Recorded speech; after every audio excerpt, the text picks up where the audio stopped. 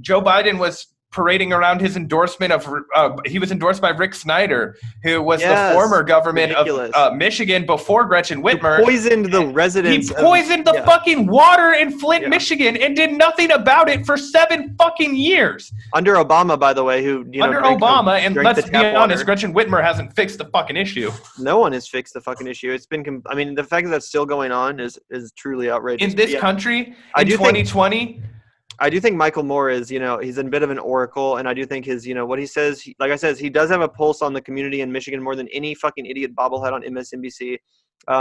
He still lives there. Yeah, exactly. And I think he understands that the working class, to a greater extent than anyone on that network, like I said.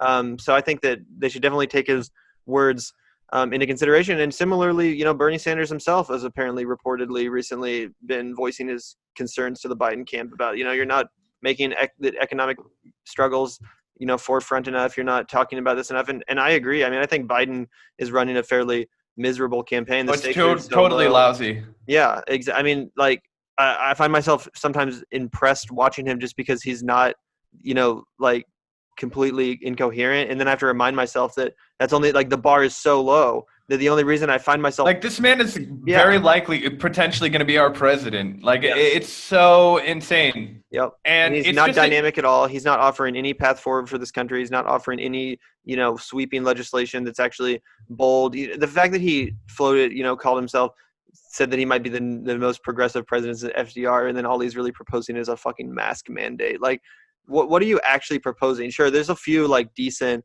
proposals here and there, but nothing that meets the moment, nothing that comes close to addressing, like, the severity of this crisis, and nothing that presents an equal but opposite vision for this country that's in, contrast to the Republicans, which is just to kind of sit around and do nothing and, embrace corporate austerity politics. So, like, I mean, yeah, isn't that the same plan, essentially? It's just like, how nasty you want to be with your rhetoric. I think that's essentially where we've ended up as a country, right? Is you have the Democrats who don't want to do anything, but they want to be kind of, like, uppity and showy and, like, give this, like, whole veneer of responsibility while they're, like, I search for a right example of their, like, rank corruption while they, like, have this whole, like, performative aura of, like, public service, but there's almost none that aren't too, at this point, overtrodden, right? Like, the rank corruption and the whole racketeering process of the U.S. government on both sides of the aisle has gotten so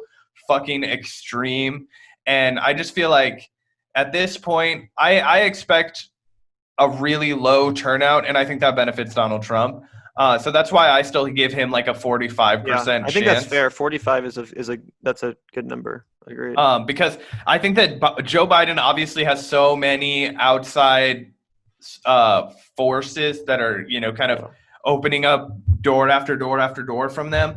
But then every time Joe Biden does anything, he just slams all those doors that have been opened right in his face. What's the time going to be? You know what I mean? Like, what? I don't know. And I wanted to ask you about this because we're about 10 days out from the first debate. I think the first debate's going to hurt Biden. I think it's going to really hurt him.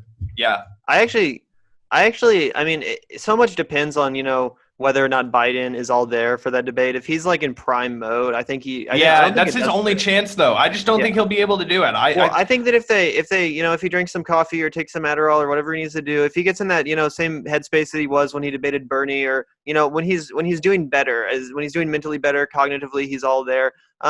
I think that ultimately he will win the debate just because, for one, the bar is so low. Like I said, all he has to do is be coherent, and he kind of is impressive just by that very nature. And second, I do think people kind of crave, like, some seriousness, and in contrast to Donald Trump just being an idiot and trying to, focus the issue on the culture war and all these stupid ancillary issues. I think Biden will kind of come off impressively just because he'll try to stay on topic and talk about coronavirus and, remind people of the serious nature of the Obama administration in contrast to the rhetoric of the Trump administration. But it's a big if as to whether or not he'll be able to stay on task and not, fall for the bait which Trump is going to throw at him, which is to... Yeah, and I want to talk about the bait, because I think, like, the whole strategy for Donald Trump from here on out, but particularly in the debate, is what he is going to do is he's going to try and make... Like, so Joe Biden has this constant thing where he, like, really... And it's not just Joe Biden, right? It's, like, the Democratic like machine. Yeah. They try and out Republican. I'm not. They don't Yes. want to seem like, and they want to try and seem as close to the Republican Party as they can without touching their rhetoric, right? And I think what Donald Trump is going to do is he's going to try and do that to manipulate Joe Biden into making sure that everybody who is interested in any of those left-wing ideas definitely doesn't want to vote for him.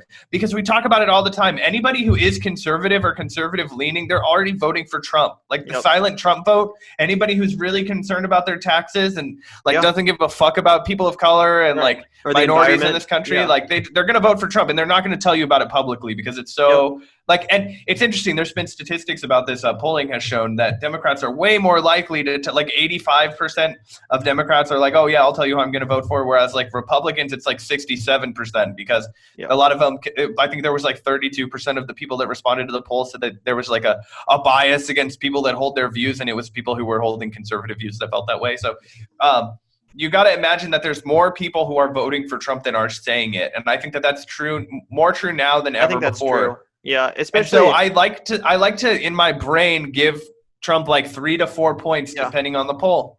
I think that's fair.